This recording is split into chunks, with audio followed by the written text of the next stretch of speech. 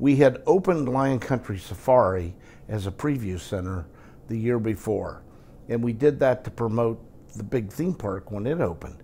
Lion Country Safari, being the first attraction like this type in that part of the country, was an amazing success, and we drew 670,000 people to Lion Country Safari.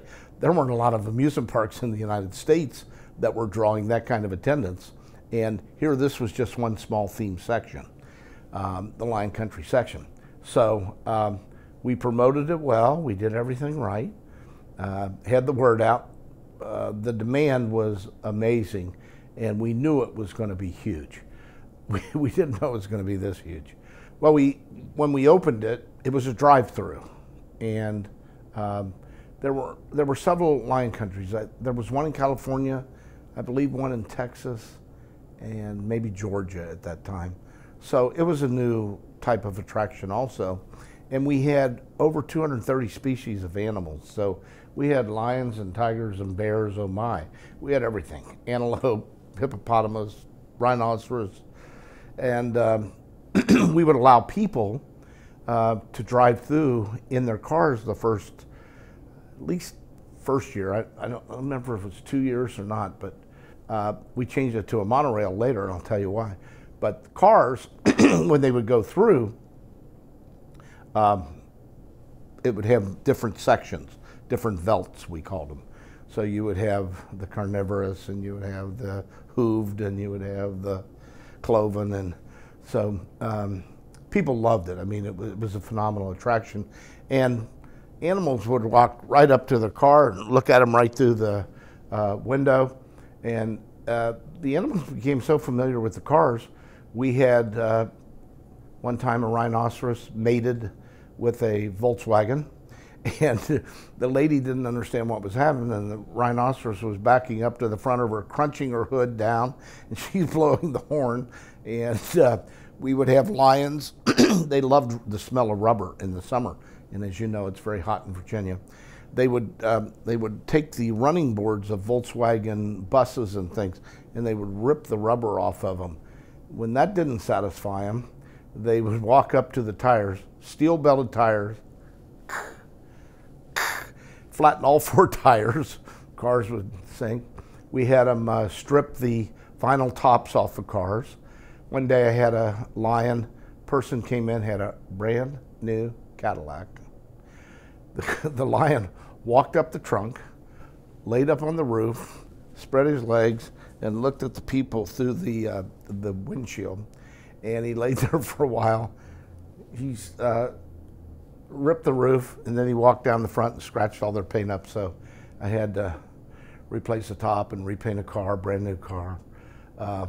These were funny stories. I mean, and but people loved it. And they loved to see these animals, and they'd never really seen the animals outside of a zoo in their free roaming areas, because that area was about 200 acres.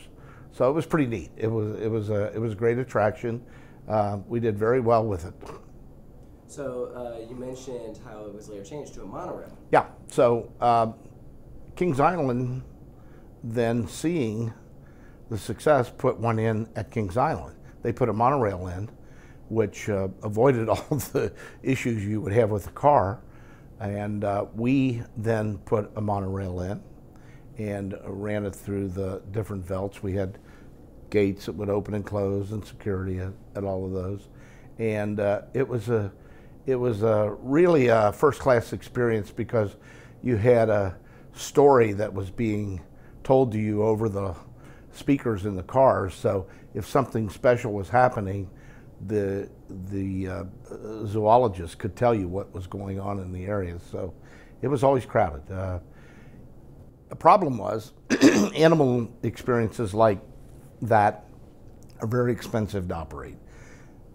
When I run a theme park and I close it at 10 p.m., I walk out, I flip the switch, all the lights go out, and I say goodnight.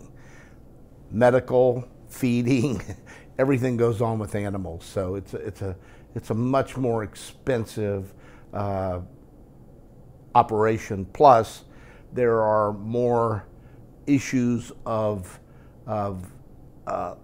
license and things that you have to adhere to from the zoological, the marine mammal acts, things like that. So that's very difficult to work with too, and that's only gotten more difficult through the years. I mean, it's very hard. SeaWorld's going through that now. Well, when we closed it, it was purely, it had been there. Most of the people had seen it. Remember, we live on repeat visitation, and Kings Dominion very much is a repeat visitation type park. So the ridership went down very low after a few years. I can't remember how many years we had it there, but it was dwindling. Plus, we needed the real estate to do more with, put in more rides and attractions. So we sold the animals, sold the monorails, and then revisited the property and utilized it in different ways. That's where, if you look at the aerial today and you look at it in '75, quite different.